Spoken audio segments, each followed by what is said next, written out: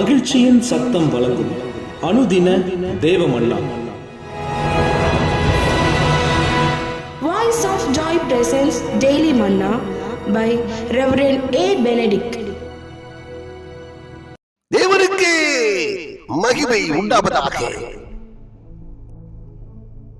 இன்றைய தேவ மன்னாவாக எஸ்ரா 7ஆம் அதிகாரம் 10ஆம் வசனம்.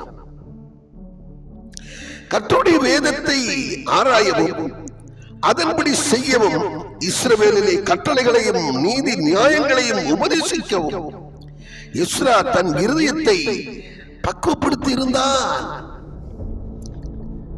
இன்றைய மன்னாவின் தலைப்பு தேவ காரியங்களுக்காக தன் இருதயத்தை பக்குவப்படுத்தி இருந்த எஸ்ரா.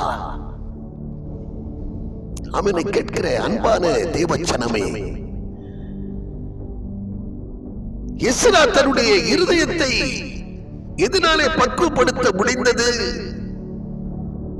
என்று சொல்லி பார்க்கும் பொழுது அதற்கு முதல் வார்த்தை சொல்லுகிறது, அவன் தேவனுடைய வார்த்தையிலே, தேவனுடைய வேதத்திலே அவன் பிரியமாயிருந்தது நிமித்தமாக வேதத்தை அவன் ஆராயவும் அதன் மேலே தியானமாய் இருக்கவும் அவன் செய்ததினாலே இந்த வேதம் அவன் இருதயத்தை பக்குவப்படுத்தி இருந்தது. அதனாலே அநேகருக்கு தேவனுடைய வார்த்தையை உபதேசிக்கவும் அது பயனுள்ளதாய் காணப்பட்டது. என்னை கேட்கிற அருமையான தேவச்சனமே, நீதிமொழிகள் 4ஆம் அதிகாரத்தில் சொல்லப்பட்டிருக்கிற வண்ணமாக எல்லா காவலோடும் உன் இருதயத்தை காத்துக்கொள், அப்போது அதனிடத்தினின்று ஜீவ ஊற்று புறப்படும். உன்னுடைய சுய பலத்தினாலே சுய ஞானத்தினாலே நீ உன்னை காத்துக்கொள்ள முடியாது. மாறாக தேவனுடைய வார்த்தை உனக்குள்ளே இருக்குமையானால், உனக்குள்ளே இருக்கிறதான தேவனுடைய, உனக்குள்ளே பதிந்திருக்கிற உன்னுடைய இருதயத்திலே ஆழ பதிந்திருக்கிறதான தேவனுடைய வார்த்தை உன்னை பக்குவப்படுத்தக்கூடியதாக இருக்கிறது. நீதி நியாயங்களை நீ செய்வதற்கு அது வழிகாட்டுகிறது. தேவ வார்த்தைகளை நீ பிறருக்கு எடுத்து சொல்லுவதற்கு அது உனக்கு துணை செய்கிறது. அவனை கேட்கிற அருமையான தேவச்சனமே, உன் இருதயம் குணப்பட வேண்டியது, உன் இருதயம் பக்குவப்பட வேண்டியது அவசியமாயிருக்கிறது. உன் இருதயம் பக்குவப்படும் போதுதான் அது சுத்தமுள்ளதாய் காணப்படும். இருதயத்திலே சுத்தமுள்ளவன் பாக்கியவான், அவன் தேவனை தரிசிப்பான். பரிசுத்தம் இல்லாமல் ஒருவனும் தேவனை தரிசிக்க முடிவதில்லையே வார்த்தை சொல்லுகிறது. பிரியமானவர்களே, தேவனுடைய வார்த்தையிலே பிரியமாயிருங்கள், தேவனுடைய வார்த்தையிலே தியானமாயிருங்கள். நீதிமொழிகளின் புத்தகத்திலே 3ஆம் அதிகாரத்திலே 1ஆம் வசனம் சொல்லுகிறது, நான் உங்களுக்கு போதிக்கிற என்னுடைய கட்டளைகளை உங்களுடைய இருதயத்திலே காத்துக்கொள்ளுங்கள். அப்படி காத்துக்கொள்ளுவீர்கள் என்று சொன்னால், காத்துக்கொள்ளுகிற தேவ பிள்ளைகளுக்கு ஆண்டவர் தீர்க்க ஆயுசையும் நீடித்த நாட்களையும் கொடுப்பதோடு சமாதானத்தை பெருக பண்ணுகிறார்.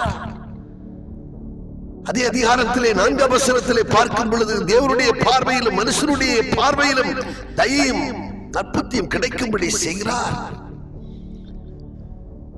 23ஆம் வசனம், அதே அதிகாரத்திலே 23ஆம் வசனத்திலே பார்க்கும் பொழுது, நீ உன் வழிகளிலே பயமின்றி நடப்பாய்,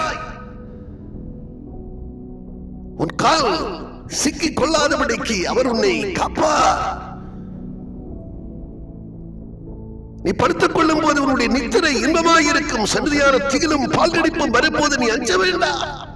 கர்த்தர் உன் நம்பிக்கையாயிருந்த உன் கால் சிக்கிக் கொள்ளாதபடி காப்பார் என்று எழுதப்பட்டிருக்கிறது. எனக்கு கேட்கிற அருமையான தேவச்சனமே, தேவ வார்த்தையிலே பிரியமாயிருங்கள். அது உங்களை பக்குவப்படுத்தும், உங்கள் இருதயத்தை பக்குவப்படுத்தும், உங்களை பாதுகாக்கும், உங்களை பராமரிக்கும், எல்லா தீங்கிற்கும் உங்களை விலக்கி காக்கும் என்கிறதிலே கொஞ்சம் சந்தேகம் இல்லை. நாம் ஜெபம் பண்ணுவோம். பரலோக பிதாவே, இதனால் நீர் எங்களுக்கு போதித்த வார்த்தைகளுக்காக நன்றி செலுத்துகிறோம். எஸ்ரா தன்னுடைய இருதயத்தை பக்குவப்படுத்தி இருந்தார். உடைய வார்த்தையை ஆராய்ச்சி செய்கிறது நிமித்தமாக, உடைய வார்த்தையிலே தியானமாய் இருந்தது நிமித்தமாக, உடைய வார்த்தையை பிரியமாய் தியானித்தது நிமித்தமாக தன்னுடைய இருதயத்தை பக்குவப்படுத்தி இருந்தார் என்று சொல்லி பார்க்கிறோம். அவண்டமாக நாங்களும் எங்களுடைய இருதயத்தை ஆண்டவர் பக்குவப்படுத்துவோம். அதை ஆண்டவரே பரிசுத்தமாய் காத்துக்கொள்ளவும், அதன் நிமித்தமாக ஆண்டவரே எப்போதும் உம்முடைய சித்தம் செய்கிறவர்களாக, நன்மையும் உம்முடைய பிரியமும் பரிபூர்ண சித்தம் என்று நாங்கள் பகுத்தறியத்தக்கதாக எங்களுடைய மனம் புதிதாகிறதுனாலே நாங்கள் மறுரூபம் அடையக்கூடியவர்களாய் நாங்கள் காணப்பட எங்களை ஒப்புக் கொடுக்கிறோம். ஐயா, எங்களை நீரே பொறுப்படுத்திக் கொண்டு நல்வழியில் நடத்துவீராக. ஆண்டவரே, பொய் வழியை வெறுத்து நாங்கள் மெய் வழியை தெரிந்து கொண்டு மக்கண்டு பரிசுத்தமாய் நாளும் நாங்கள் வாழ்ந்து காட்டும்படி எங்களுக்கு பேருதவி செய்ய வேண்டும் என்று நம்முடைய கருத்தலைகளை அர்ப்பணித்து ஜெபிக்கிறோம். இயேசு கிறிஸ்து மூலம் ஜெபிக்கிறோம் நல்ல பிதாவே, ஆமென்.